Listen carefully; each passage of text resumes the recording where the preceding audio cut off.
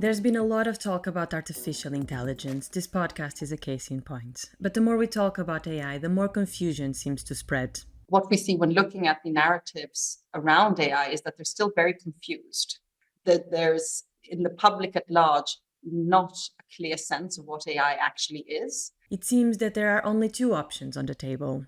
We have it two extremes. We've got the one end where AI will solve everything. It's like a magic wand.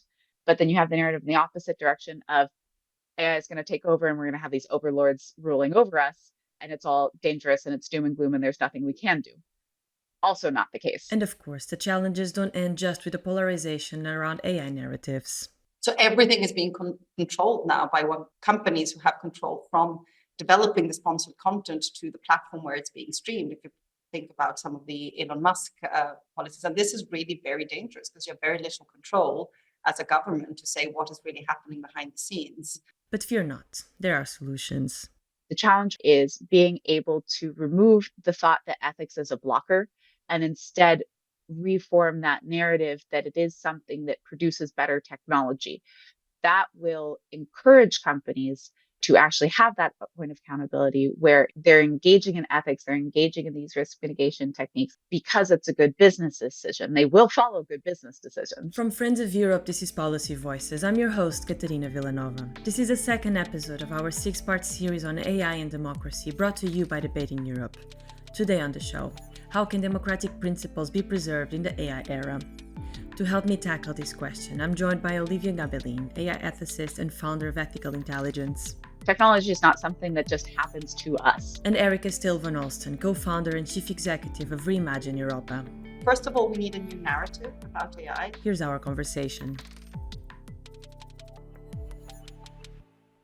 Erika, I want to start today's conversation with you, and I want to ask you to set the scene for us. So when we talk about the main ethical concerns when addressing AI and democracy/politics, what are the main concerns? This is a very interesting topic because there's so many framings in which this is discussed globally. I think the main public discourse is obviously there are two hypes. Either it's all positive or it's all negative. Either it's going to save the world or the world is going to crumble. And I think, of course, as everything, we're somewhere in the middle. And actually, the decisions that we make today and that we're going to do in the next couple of years will really define how this technology affects our societies. And I think this is the most important element to realize. At Reimagine Europa, we focus a lot on the impact of narratives in shaping the world that we live in. And what we see when looking at the narratives around AI is that they're still very confused. They're actually taking up a lot of narratives from digital, that there's, in the public at large, not a clear sense of what AI actually is. And I would like to take up that famous sentence of Kate Crawford, who mentioned, the problem with artificial intelligence is that it's neither artificial nor intelligent. So the wording in itself is quite problematic. And this is where I feel that some of the biggest issues will come up, is that we're not thinking about this in a way that can really help us move forward in finding the right solutions. It is obviously an extraordinary technology. The hopes are huge. The question is, will we be able as society to think about these questions in the right way to make sure that we don't repeat some of the mistakes that we did with the digital technologies of running too fast and not really realizing maybe some of the collateral things that were happening, and that then has brought to the challenges that we see in democracy today with rising polarization, increasing distrust in all types of elites of every form all over the globe. I think for me, these are the biggest challenges that we will be facing in the next couple of years. Thank you very much, Erika, for starting and setting the scene. Olivia, I want to bring you in and ask you to comment on what Erika said. For you, what are the main ethical concerns when addressing AI and democracy and politics? Absolutely. And I think Erika put it beautifully. So I'm going to do my best to complement her already well put insights there. So for me, the biggest ethical concerns when it's coming to policy and democracy in the case of AI, there's a couple different things that we could highlight here. I think considering today I'm sitting in the Silicon Valley, I've got my mind deep into the big tech companies out here, and we'll call them FANG. It's the big four, the big five, whatever you want to call them. But we're talking Meta, we're talking about TikTok, we're talking about Amazon. These are the big tech companies. And for me, I think the biggest ethical challenge is the fact that those companies are becoming quite powerful in the sense of the amount of data that they control and the amount of literally resources that people are now starting to depend on. And now I'm not necessarily saying, oh, we need to take down these companies. It's more that they are transitioning into a place where we do need, as a society, some type of feedback mechanisms into the companies. The reason why I'm highlighting this is, and the best example here is looking back at COVID times when we had all of that COVID tech come out. And Apple made the decision that any contact tracing had to be decentralized systems. You had to choose between decentralized or centralized systems, more or less. And Apple chose decentralized systems, while the UK decided that their NHS health app was going to be a centralized system. Apple did not allow for the UK government's app to be hosted on iPhones, which is, I have no idea what the percentage of split between Android and iOS systems are over in Europe, but that's a significant amount of people that were then blocked from using their own government's app. And so for me, that's an indicator of that was a tech company with no democratic feedback making a decision that overruled an entire country that does have democratic feedback decision. And so it's those kind of instances that I would say is some of the biggest politically sensitive ethical concerns. There's a lot of qualifications for that, but politically sensitive ethical concerns having to do with how our democracies are run. Just that balance of power that we're looking into starting to get concerning about the weight of power in different directions. So I would say that, from my opinion, to complement what Erika has just said, would be something that I'm really focusing on. Thank you. That was a very clear, vivid, and recent example. And my next question, I mean, in part with the example that you brought in, you already answered. I was going to ask you, to what extent can the use of AI in politics undermine democratic ideals such as transparency, accountability, and equal representation? But Olivia, it seems like you, just from this example that you brought in, that it does undermine certain democratic ideals. The trendy word right now in tech has been we're democratizing things. So we're democratizing healthcare, we're democratizing pizza delivery, we're democratizing quite literally anything that is related to some technical startup. They'll stick democratizing in front of it. And in some ways it is, because we're able to get this technology, this AI technology, into the hands of people at large. We saw that with ChatGPT. There is, in one way, an opening up where anyone can start to build their own AI, can start to build their own technology. But it's still the source of those systems, what are called foundational models, what are called foundational systems. Those are still starting to consolidate into a couple of companies. So it's a tricky line to walk. There's not a yes or a no. And I don't want to put down or say these bigger companies need to be taken down or anything like that.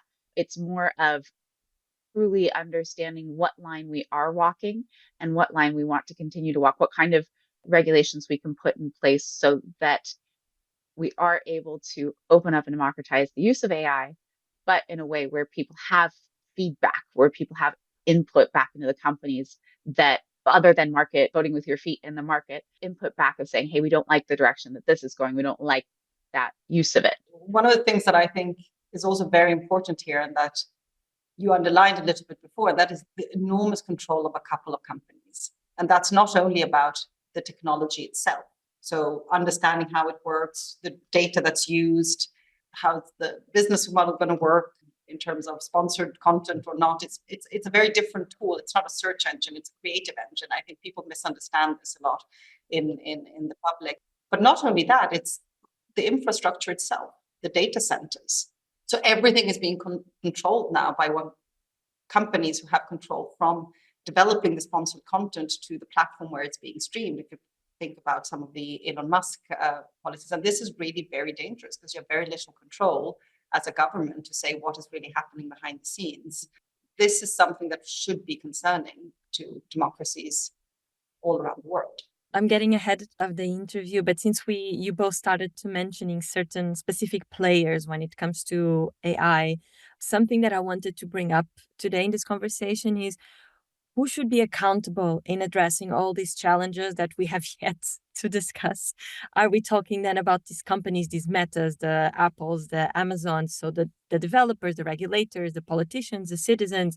Is it a matter of shared responsibility? Maybe, Erika, you want to continue? Well, I do think, when these big transformations happen, everyone has to be involved, because this is not only going to influence technologies, how companies, this is going to change the game for everything.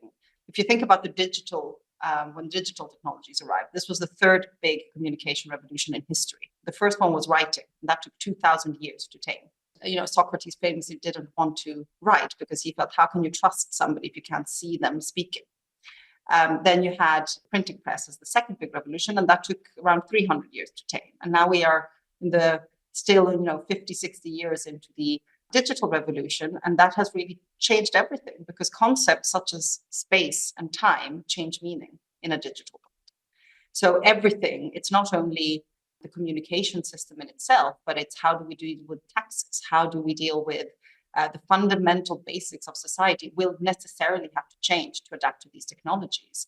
And AI is now putting this, we haven't really been able to grapple with digital yet. And we can see that with all the discussions around disinformation and problem of taxation and all of these things that are coming up.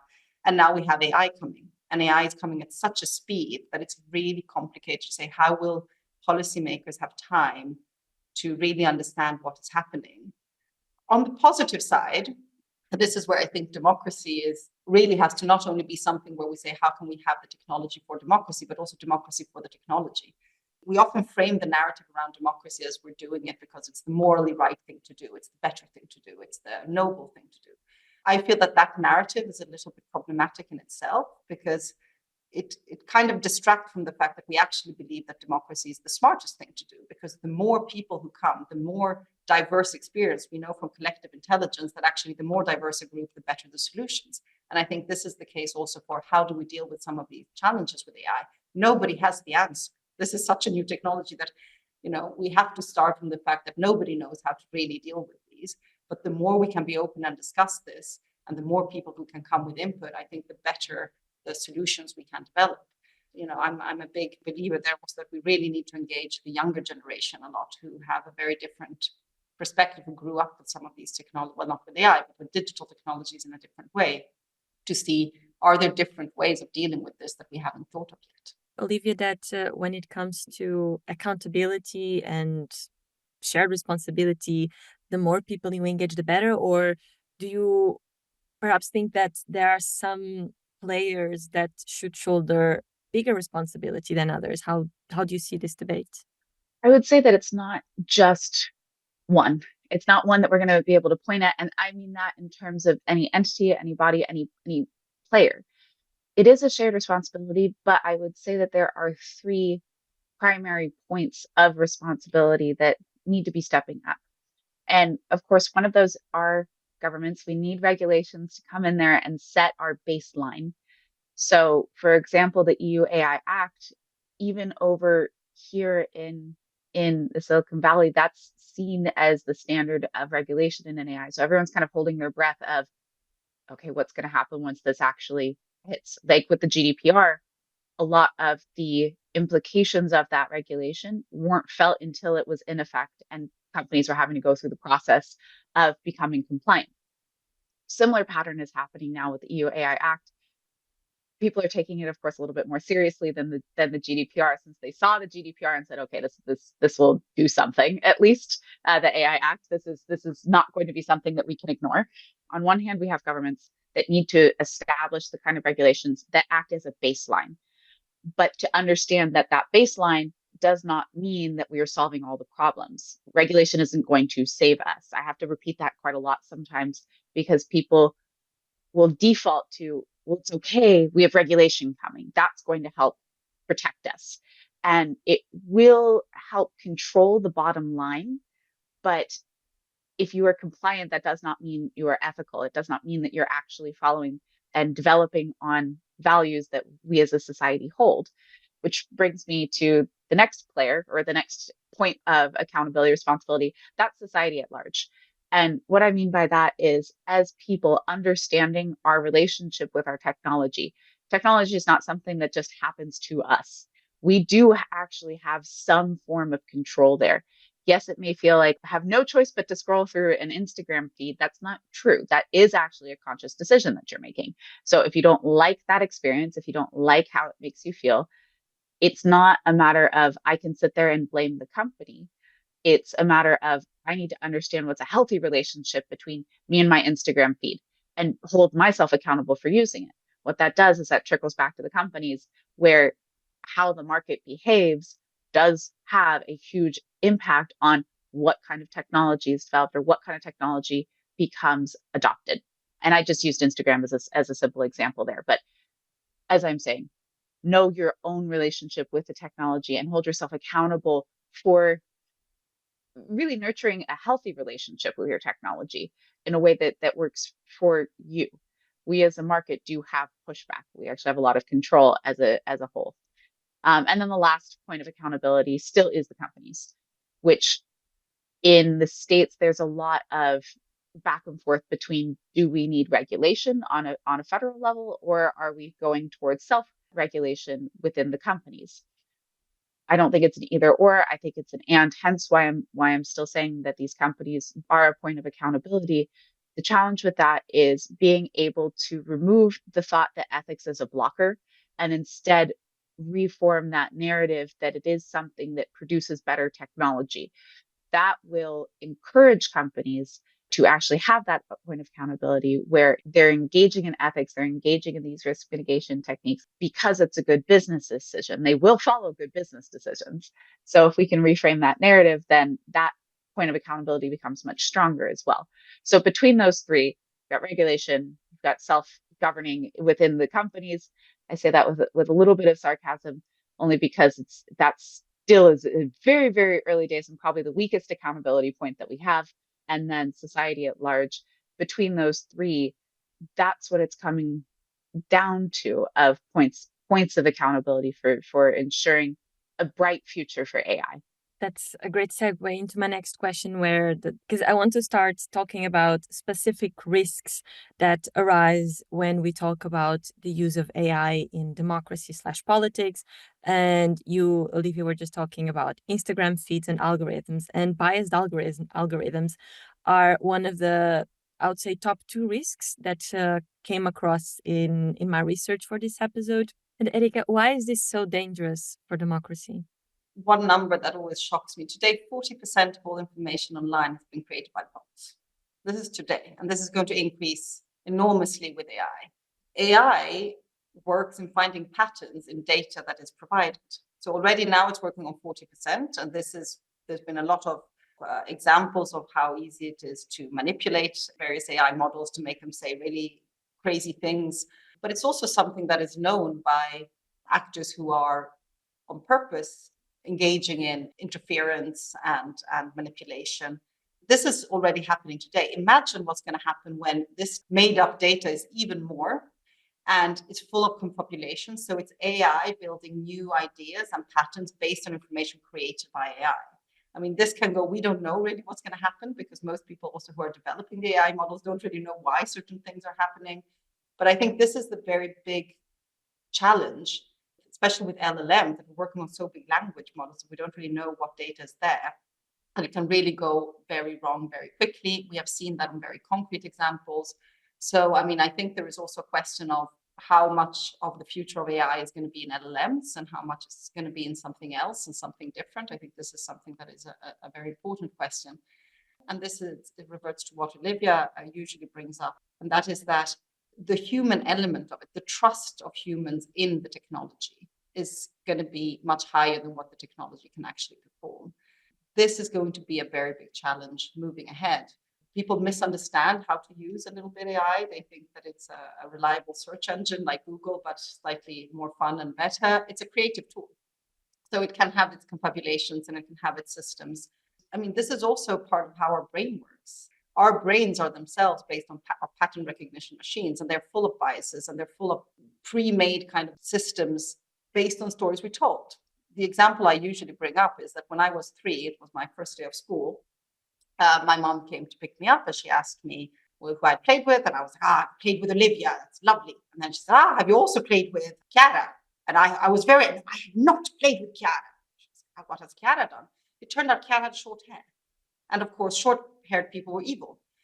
I was 3 and I had short hair, but when you're 3, you're not very sophisticated in your thinking. And I had a whole explanation because, I was a good girl. And so I had to play with good children, and good children lived in this happy, sunny, rainbow-colored world, and bad people lived in this gray, rainy world. All the creatures in the nice rainbow world were fluffy teddy bears and good-looking, animals and cute kittens and dogs. And all the people living in the horrible world were witches and gremlins. And at least stories in Sweden, I'm Swedish, all the princesses and all the characters who live in the good world have long hair. So I had automatically said, therefore, short hair must be in the bad world. My brain had done all of this by itself. That's a 3-year-old. Imagine what this does when you're an adult. And you can see that again. So we don't even understand sometimes how our brain works. And now we're putting in machines that we trust. We say, of course, it's artificial intelligence. It will know. And that reliance on a technology and not having healthy skepticism, I think, can be very, very dangerous because it will come out with crazy connections like people with short hair are necessarily evil, such as my 3-year-old brain came up with. That's impressive. And if you actually exactly think about how much of this just ended up building up and reinforcing all these biases that we just end up creating and just build on each other and reinforcing each other. And you get to a point where you can't even explain it. And now, Erika, the unfair question, how do we fix it? With all technologies, there will be things that go wrong and there will be things that go right. I don't think this is a all good or all bad situation. I think, first of all, we need a new narrative about AI that's actually more reflective of what it actually is as a technology and what it can do, where it's seen more as a tool for natural intelligence, for human intelligence, as opposed to a way that will, this kind of science fiction narrative that we often have. I don't think the current narrative is very useful to find good solutions. And then I think we need to have sandbox kind of setup with this and say for a couple of years, everything is sandbox, has to be tested, has to be controlled. We need to see what works and what doesn't work and be very open with that. And a lot of things, regulation can help a lot. So for instance, having to publish results on certain things, having to have audits on certain things will be very interesting and useful. I think what Europe is trying to do, at least, is very interesting in this sense of develop this, humane AI is what we always hear in Europe, but developing infrastructure that can make this more democratic so people have access to these tools in a different way. Now it's obviously dominated by billion-dollar investments in Silicon Valley. I'd be very interested to hear what Olivia thinks about this and also what you think about the different narratives that you hear on the West Coast compared to Brussels. Because this is, for instance, also a narrative that we have in Europe a little bit with AI. I feel the general feeling it's very doom and gloom, that we've already lost the battle. We're never going to be able to compete with the US or China when it comes to AI quantum because we don't have the size and we don't have big companies. My question there is a little bit, why does it have to be that big? Does it have to be enormous to be able to work? Or are there different models that can work and that can work better? And how do we approach this from a much more, I would say, practical way than trying to have these very bombastic narratives about what AI can do? I think the very practical things that AI can already do in small scale is going to be more useful. And I'm a little bit worried that these narratives of whether it's heaven or hell that are being spread a little bit as a smokescreen to avoid getting into the nitty-gritty of the details, such as data governance, infrastructure, public procurement tools, that are very boring, but will be very, very relevant in making sure that we have a kind of insurance policy of who owns our data and how we can make sure that we have some control over these technologies in the future. Olivia, do you hold the silver bullet in, if not solving, at least starting to address biased algorithms? Yes and no. I would love to say that there was a simple silver bullet.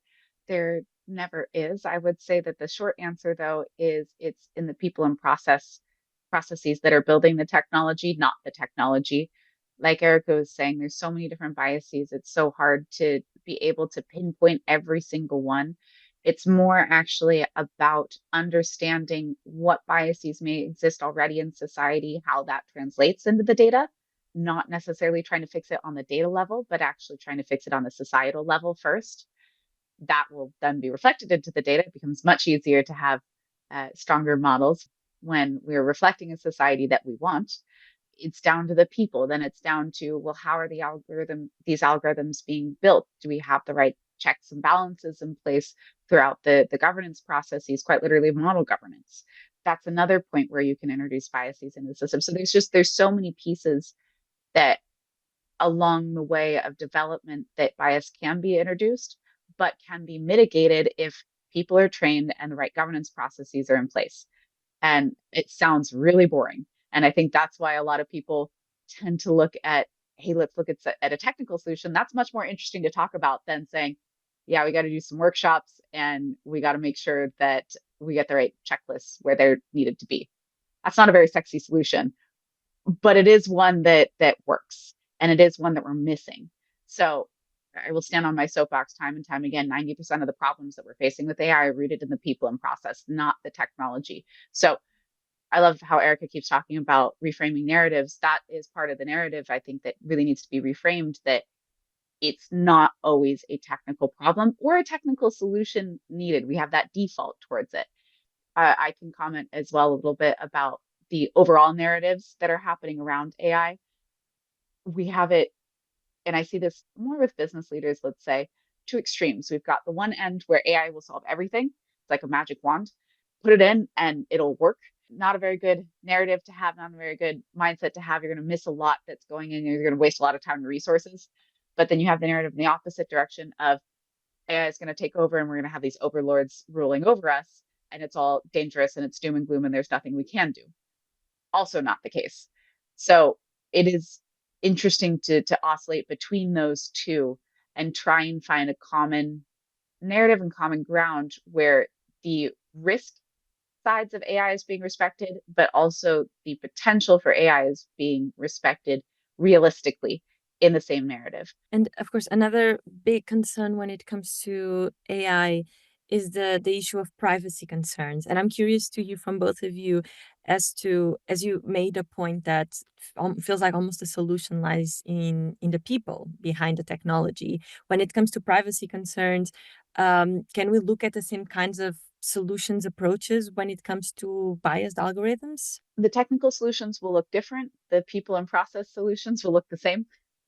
That's why I stress the people and process so much, because you can, I'm going to sound a little bit techie right now, you can 10x your return, let's say, where you're putting in the right training, you're putting in the right governance processes. Great. That actually applies across the board, across all of these different ethical principles. It's not just having to say, we're going to go really deep on this rabbit hole around how to mitigate bias. But then we also have to go really deep on this other rabbit hole on privacy concerns and really deep on this rabbit hole around transparency. If you get the right structure in place within the organization, that becomes much easier to move between these and to get in the right solutions, the right teams working in there. So the technical solutions for privacy do look very different than the fairness ones. So technical solutions around privacy, you're looking at data security, you're looking at opt-in versus opt-out, what consent looks like. Fairness is instead looking at different weighting and data labeling, weighting within the model, very, very different technical solutions. And you can hear how I'm talking, yet you can have one workshop that covers both of those at the same time to train your entire team that's working on all of that, on the concepts and on how to use them. So I'm beating a dead horse here, but it does come down to the people and process over and over again, even though the technical solutions may look different. And Erika, where do you come in on the issue of privacy concerns? I fully agree with Olivia that the big thing will be, what is the data governance structure? How do people feel safe, especially on certain kind of data, health data in particular, obviously. And now Europe has just passed the legislation on European health data.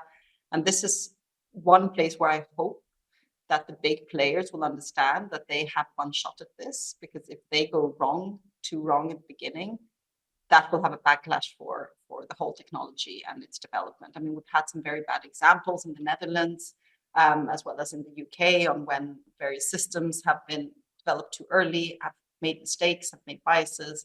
And this obviously creates a huge dent in the trust and the fact that people maybe don't want to use this technology for very sensitive areas. So because people do want efficiencies and people do realize that we do need better systems to be able to handle a lot of our public institutions or health data. We can get better healthcare. And all people are very happy to do that, but you need to make sure of those other sides. So there's going to be a lot of discussions.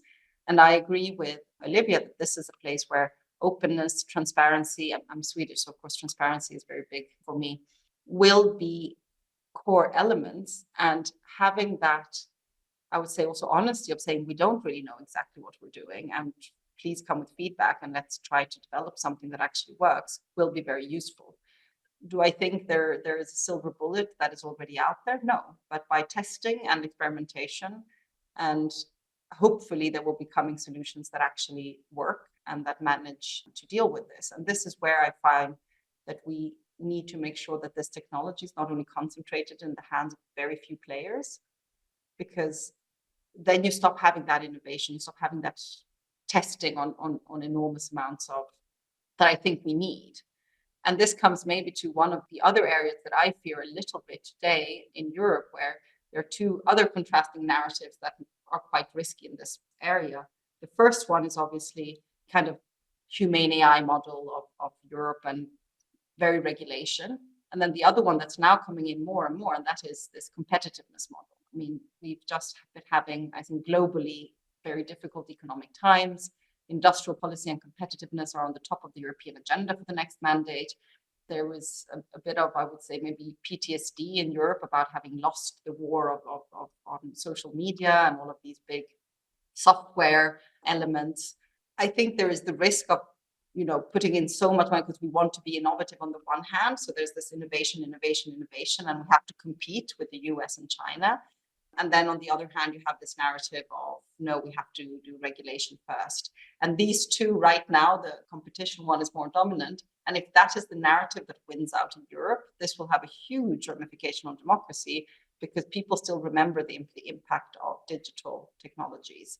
And if you look at why you're seeing increasing polarization, increasing rise of non-traditional political parties in Europe, it's very much linked to the unintended consequence of digital technologies, of excluding certain people from certain things. So I think there's a big risk there that we're just going to run ahead thinking on competition and innovation, whilst we need both. And I think this is the point. We need to be competitive in a global scale, but we need to do it by bringing everyone on board, because otherwise this will be a huge risk within Europe. But also if you look globally, the UNDP came out with a wonderful report a couple of months ago looking at development trends and looking at how do we rethink or reimagine development in a time of growing polarization. And AI can increase this polarization. If it does that, that will be for me the biggest challenge of AI to democracy. It's not about privacy.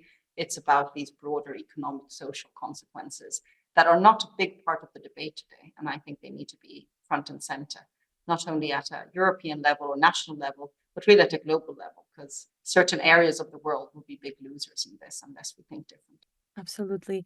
And as we get close to the end of this conversation, I have a final question for both of you. It's the same question, and I hope it's going to help our listeners kind of bring all this together. And Erika, maybe I'll just start to you and then I'll give the final word to Olivia. So Erika, do you see that AI in any way help advancing democracy, or at the end of the day, it does more harm than good? Well, I think AI is a fantastic tool if used correctly. And I think this is the point. We are sitting currently in a world where, just to give a couple of statistics, in Europe, nearly 1 in 2 families find it hard to reach the end of the month. That's 50%. So it's 45% actually of the European population, of the European households.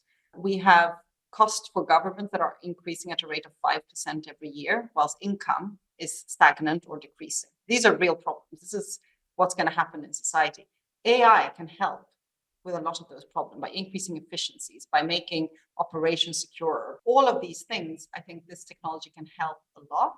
But I think we should focus on very specific challenges and solutions. There's fabulous things that the technology can do, and we should start on where it's really performing very well and where we have databases and systems that are working, changing that conversation and making it more practical and less apocalyptic. That will be a huge change, and also finding solutions to very concrete problems when you're seeing it in database. So I don't want to seem very, all pessimistic and saying AI is definitely going to be a risk for democracy.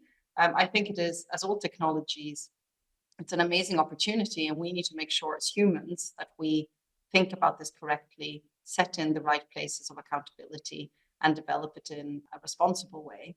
Then I think it can also help democracy. So in all of these cases, it could be a fantastic technology.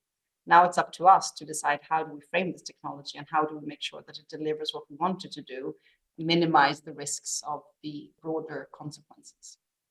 Olivia, final words to you, final thoughts. At the end of the day, can AI help advance democracy and preserving certain democratic principles? Yes, I think I would definitely agree with everything Erika has been saying. Absolutely. And to just, again, complement what has already been said around AI and democracy, I would say we clearly have brilliant minds for creativity and innovation. Look at the technology we've already created. It's fascinating. It's fascinating tools. But I would say what's needed now is less of, let's innovate on the technology. Let's see what we can do with these tools, and then figure out how they're going to help us advance democracy. And instead turn our creative minds and look at, well, what does it actually mean to advance democracy in this day and age on a human level? Take AI out of that conversation and talk about, what does the future of democracy look like that we want? And once we have that picture in view, go back and say, okay, well, now how is AI going to complement and help us further that view, get us closer to that view of democracy? Instead of, like I was saying, instead of having the technical innovations drive it, it feels like putting the cart before the horse of, well, the AI is off the rails, we're going to try and follow it and see if it helps us get to advancing democracy. What do we mean by that? What do we mean by advancing democracy in this day and age? That's what we should be more focused on, and looking at how to use the tools that we do have and how to advance AI in the case of democracy, rather than the other way around. And that's our show for today. Policy Voices will be back next week with the third episode of the special series on AI and democracy, brought to you by Debating Europe. I will be joined by Ben Emmersley, founder of Emmersley Futures and the European Young Leader, and Ramesh Srinivasan, Professor of Information Studies at UCLA. I'm Catarina Vila Nova, and I'll be with you again next week. Until then, don't forget to subscribe to Friends of Europe's podcast wherever you're listening to this now, to be notified as soon as the next episode becomes available.